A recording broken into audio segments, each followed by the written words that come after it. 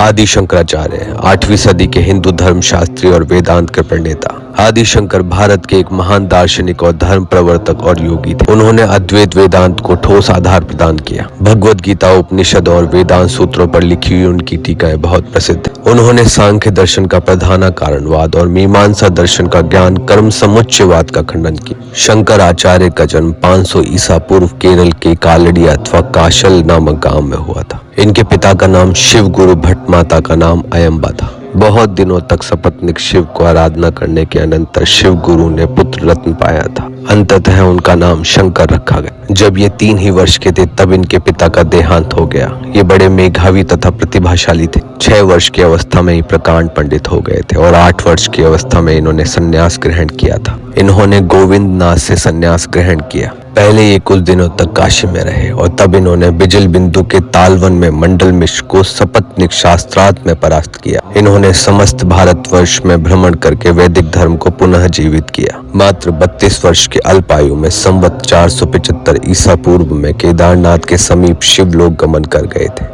उनके विचारोपदेश आत्मा व परमात्मा की एक रूपता पर आधारित है, जिसके अनुसार परमात्मा एक ही समय में सद्गुण और निर्गुण दोनों ही स्वरूपों में रहता है।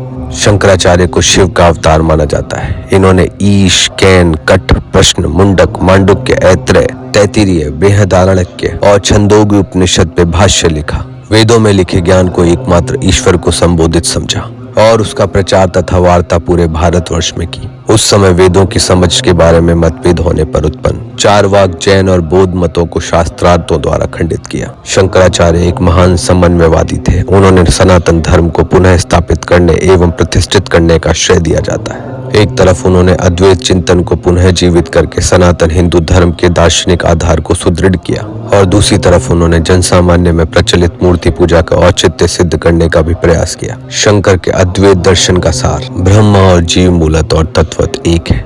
हमें जो भी अंतर नजर आता है उसका कारण अज्ञान है। जीव की मुक्ति के लिए ज्ञान आवश्यक है। जीव की मुक्ति ब्रह्मा में लीन हो जाने में है। महान दार्शनिक एवं धर्म प्रवर्तक योगी को कोटि कोटि नमन।